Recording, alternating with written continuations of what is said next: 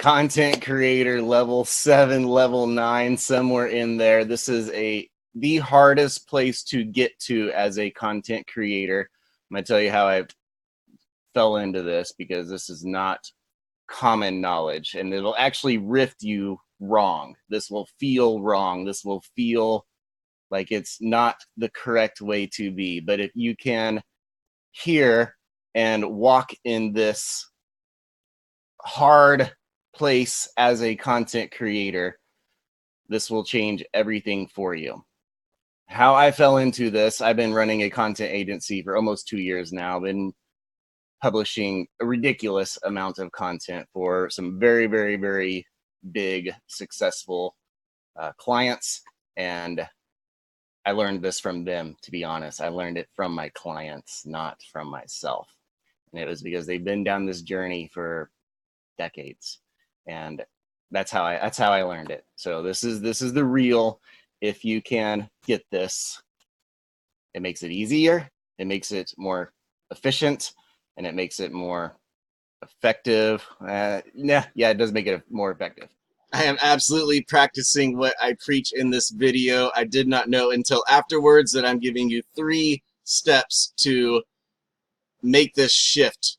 And at the end of those, you will learn what you are going to miss out on if you do not make this shift. You're going to miss out on, you're going to learn the money that you're going to miss out on.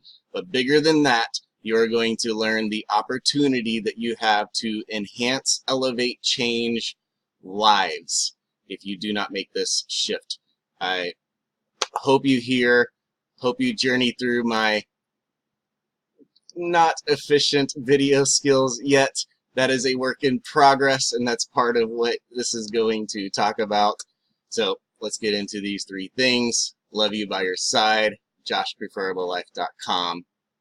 So the goal of content is to establish know, like, and trust, to expand your reach, to grow you into an authority. Really, that's the goal is to become the authority in your niche, to become the authority for your tribe, to generate 1,000 true fans as fast as possible. And in order to do that, you got to put out a buttload of content. So there's this constant rift battle thing of quality and quantity, and you err on quality, and most of the time it never gets shipped. Most of the time it never gets published, because we have this perfectionism syndrome thing killing us, crippling us. That's a whole different subject. I'll put a link to a video about that up here. But this quantity is the other side of it. And sometimes we publish stuff. I don't know. I don't know if you can publish it too fast. That's kind of what this is. So the place to get to is good enough, is ship it. I have a word here. I had to share this with one of my project managers today. We sent a big blog to a client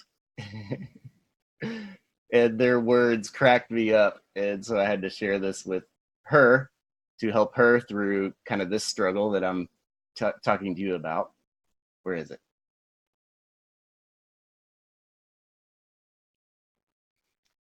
It said it's absolutely usable. And man, that is the place to get to. If you can get to this is usable, not this is perfect, not this is the best ever. You're going to have to do that sometimes, like in a backlink building campaign, outreach. There are times where you have to create the best, tried and true, most thorough, T's crossed, I's dotted piece of content, but 98% of it needs to be usable. The video that you make today, if you wait a year, it'll be a lot better. But if you don't make it today, you probably won't ever get to that year from now place. The blog that you need to write today, if you analyze and cross T's and dot I's and think about and try, you're gonna miss publishing a blog. If you have waited and never published something before because it wasn't good enough, leave me a comment below And if you've published something before that you thought needed to be better, but it generated some fans, it got some subscribers, it got some traffic to your website, leave me a comment below. I'd love to know, because just ship it, just publish it, just get it out. None of this stuff is permanent. That's the other thing here. I probably should have put this before this part.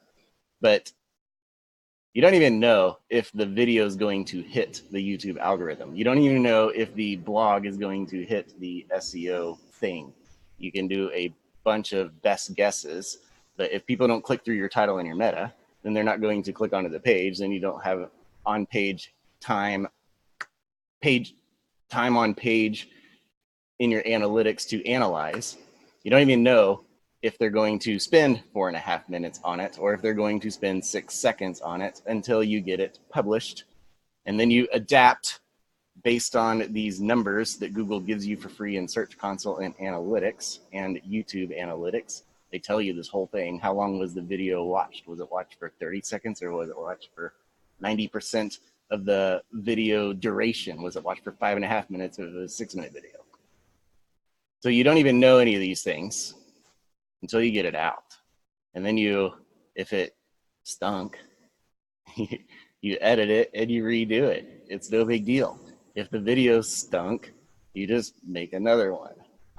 This is day 2 of another 90-day challenge, because I have sucked at really getting to this place of good enough is good enough, of overcoming a bunch of insecurities and struggles that I have been going through as I launched this Preferable Life thing a year and 5 days ago. Pretty crazy.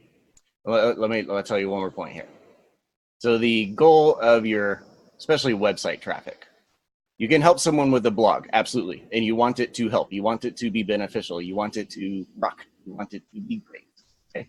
The absolute best way that you can help a website visitor is if they get on your email list and you send them emails that help them every single week. You journey with them through life every single week. You journey through them and their highs and their lows, and they get in your Facebook group, and they interact with you. Okay. You can carry them so much more effectively through that journey instead of through that one blog post. That one blog post might answer a quarter of the 19 steps that it takes to accomplish one thing in their life. It might answer 25% of that. And you want to help them through that, absolutely. But you help them so much more if you're by their side for the whole entire thing. You're by their side in losing the 100 pounds instead of one little trick to eat protein before you delve into your meal. I learned that little trick. Okay, but whatever the situation is, that's what all of this stuff does. Is all of this stuff gets your reach out. It gets more people to connect with you. It gets more people to know that you know what you're talking about. It gets more people engaged with you, that you can hold their hand and that you can take them through life and carry them through highs and lows, elevating them, challenging them, encouraging them, helping them along the way. A lot of it's going to be monetization. A lot of it's going to be affiliate products, your own courses, your books, whatever it is that you are selling, absolutely. But a lot of it is just going to be